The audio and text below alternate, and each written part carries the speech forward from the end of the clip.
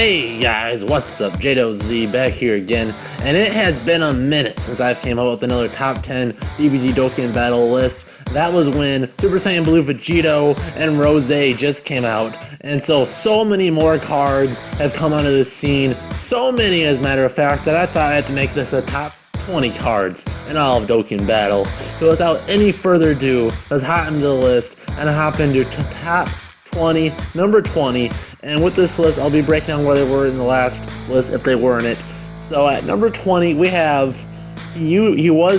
wasn't on the list before, and now he's number 20 after his rebirth, and that is the new physical Go Tanks, or Fizz Tanks if you will. And what I like about him, his leader skill used to be +2 key, now it's +3 key, and that's very useful. Now these plus key only leaders aren't as good as they used to be back when it was Gogeta was the main guy around here, but a +3 key is very useful still in the Dokkan battlefield, so his leader skill is viable there. His super attack does supreme damage and seals super. He's the best sealer in the game, straight up. His passive attack plus 100% when launching his super attack, so he'll be a hard-hitting sealer. Tech Bardock is the only other really viable sealer that will hit fairly hard, but Gotenks just blows him out of the water. And he also has Fierce Fighter and Prepared for Battle are his main links, and now he has Fierce Battle add-in and Attack link to help out his other guys on a hero team. And he also fits fairly well on a physical team, but not as much anymore if you're going to be running the physical cooler. Without any further ado, let's get to number 9, and something I need to add is that a lot of these cards would be better on their respective teams, but I'm going to do these mostly just on the card himself. So at number 9, let's talk about another physical unit, and that is Goku Black. Goku Black, he's of course the physical demigod. It's 100% to all physical stats. One thing that's really nice about Goku Black, he has a farmable super attack. So in Super Attack 10 he does a Black Power Ball, which causes immense damage and lowers attack and defense. So it's a lot like the Ghost Kamikaze from Buhan, but that Buhan only has a 30% chance to do that, but when he does do that, it greatly lowers attack and defense. Now he's a nuker, different style nuker. I don't think there's anyone that nukes the same way he does. He gets attack plus 3,000 per key orb absorbed. I don't know how that really changes to if it was 10 to 15% like some of the other nukers, but I'd imagine just like everything else in this game, percent boosts are better, especially with all these different leads that do would just make that percent boost add up even more. But without any further, it's still very strong. He has Prepared for Battle, Fear and Faith, and Fierce Fighter, Fierce Battle, which works very good on any team, on a physical or villain's team, and he has Big Bad Bosses for another big link. So now let's move on and talk about another Frieza character. And so he just transformed. Now he's golden. It's Golden Frieza, Tech Golden Frieza. Now, and this might surprise you for those that have seen my top demigods video. You know that Golden Frieza is my lowest ranked demigod, but as a standalone, I think he's better than Goku Black, because you could argue that he's the most balanced card in the game. It's just the passive restriction which screws him. But let's get into the card. Of course, he's a demigod, so he gets the 100% to all tech stats. He does immense damage and greatly lowers defense, so his super attack is very good and very underlooked. Not many other cards that do immense damage. So if you grind this guy up, he has a fairly easily to get up super attack. Takes a lot of grinding though. You can take any of those other Friezas, put them and make them golden through the Golden Frieza Resurrection F event, and feed him to him. I believe it's 100% if he's not Dokkened. So there's your way to get him SA10, and SA10 immense damage is very strong. He'll be hitting about 300,000 to 400,000. If there's a villain super lead, I think he'd be very good. Super as in like the 150% like Super Saiyan 4s do for him. Then he'd be hitting very hard. I'd say probably about 600k. But let's look at his passive, what he's most known for. Damage received minus 70% and attack plus 70% when HP is 50% or above. So that 50% or above does screw him a lot on a tech team, but as a standalone card, it's hard to really count that. But you just look at the passive alone, it's very, very good, making him one of the best tanks in the game, and he'll hit very hard too, with attack plus 70%. So that was Golden Frieza. And now, moving on the list even more, a guy that got screwed out of the kill from Golden Frieza. Let's look at Super Saiyan Blue Super Saiyan or Super Saiyan God, Super Saiyan, or Super Saiyan Blue Vegeta. He's an Int demigod at attack 100% for all Int types for his leader skill. His super attack does immense damage and raises attack for 3 turns. His passive is attack plus 100% and extreme type or villain type enemies attack and defense minus 20%. So if his passive was for everybody, he'd be up just a little bit higher, but since it's only half the cards in the game, it's right here. I really like this card. Prepared for Battle is the only really good link, which cures him just a little bit when Shocking Speed is more prevalent on an Int team. But he works okay on a Heroes team, but there's just better cards.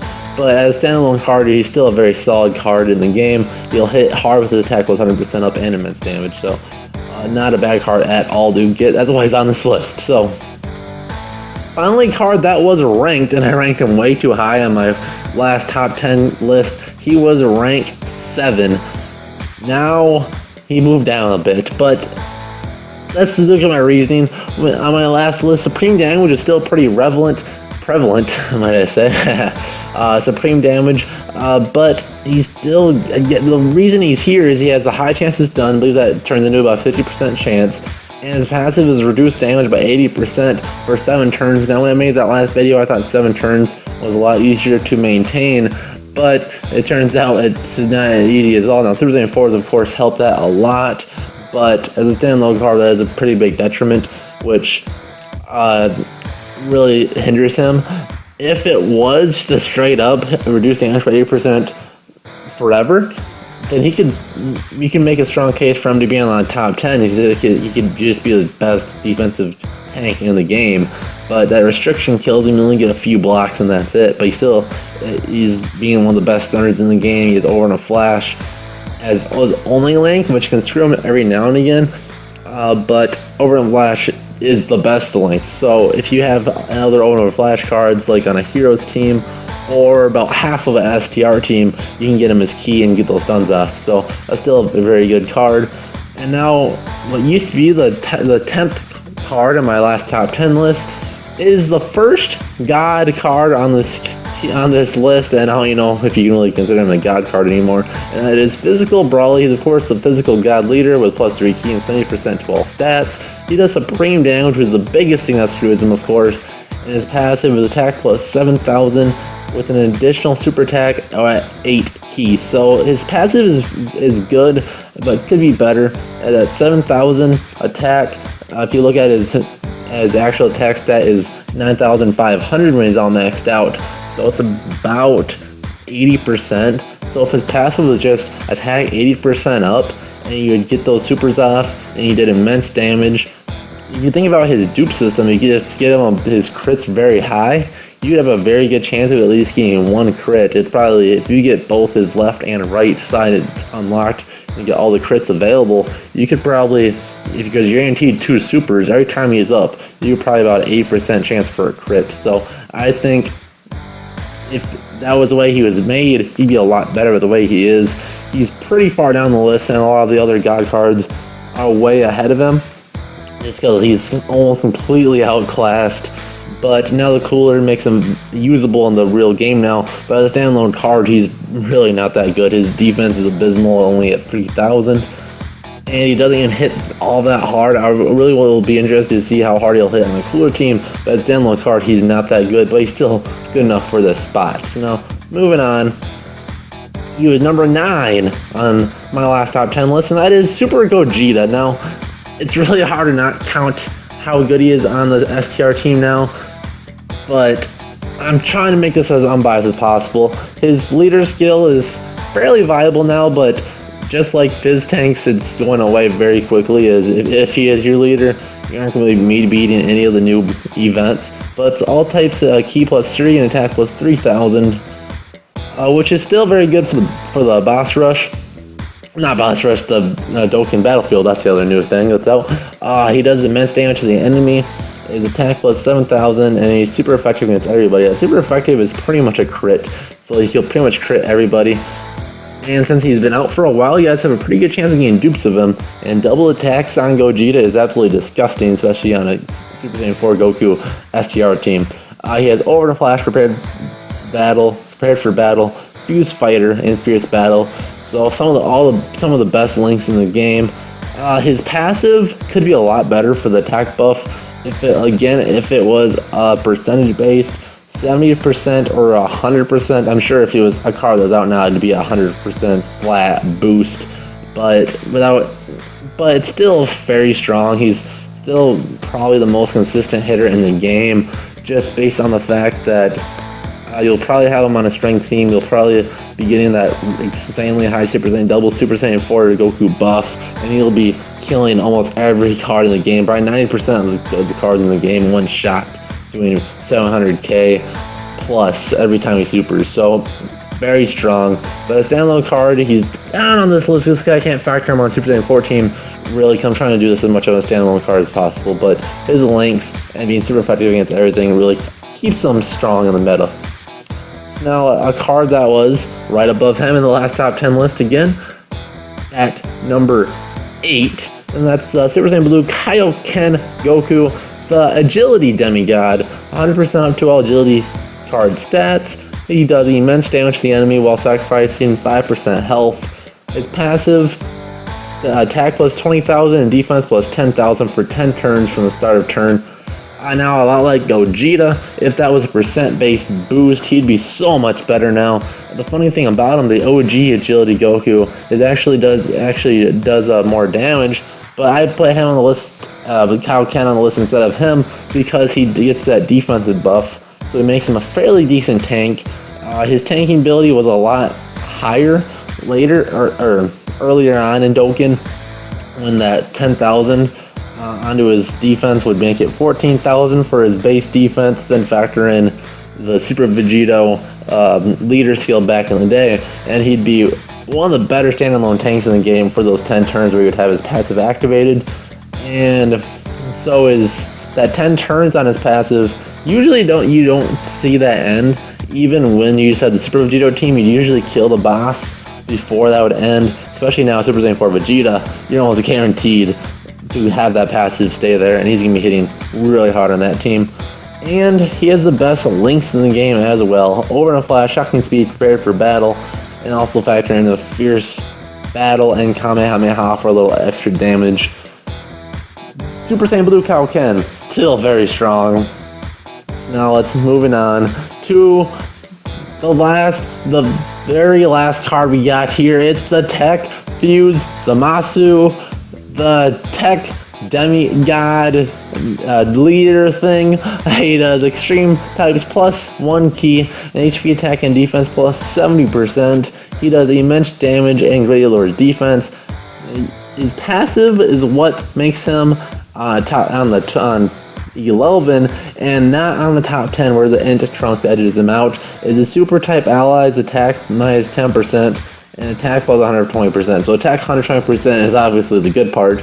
The super type allies minus 10% is the bad part. If that was just super type characters in general minus 10%, it'd be just fine because it'd be kind of like the Int Vegeta, and it at least hurt the enemy as well. And I thought that's what it was when I first saw it, but it's for your allies. So it's just a FU to pretty much tech Go tanks if you wanted to run them on a tech team.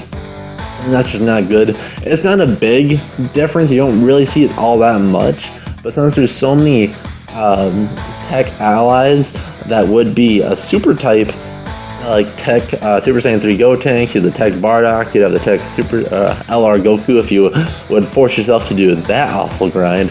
It just is enough. It pretty much negates Fierce Battle, which he has the link for it, but it's just really annoying at the end of the day. So that's why he's at number 12, and his counterpart, Int Trunks, is at number 11. So looking at the Fierce Trunks, you can see he's the Int super type leader, just like Zamasu, but for super types. Super types plus 1 key, HP, attack, and defense all up by 70%. He does immense damage and greatly lowers their defense. Now, you guys should know about this, but he's a self-nuker, and it's pretty cool. He changes STR key to Int key, and for every Int key he gets, attack plus 15% up. So he can be very strong, very fast, when he already has an insanely high attack buff at 9,000. Not insanely high anymore compared to the Super Saiyan 4s, but it's still very, very high. He has Prepared for Battle and the Vegeta links. You could argue that his links aren't that amazing. If we don't really know how stable that form is in the series, so maybe over in a flash, but probably not, because it looks like he had pretty well control over it. But Prepared for Battle is still a very common link, not as good on an int team, which makes him out of the top 10, but he's number 11 nevertheless. He's one of the strongest cards in the game. We just give him a good amount of ki, and he'll hit like a truck. So now number 10, you have to go and subscribe to JOZ, as that will be out in the near future, because this is be too long of a video all in one. So we'll see you guys in that one. I want you guys to comment down below, what cards do you have? What card should be higher on the list? What card should make it in the top 10? I want your argument down below. Otherwise, we'll see you guys in a brand new JOZ video. See ya.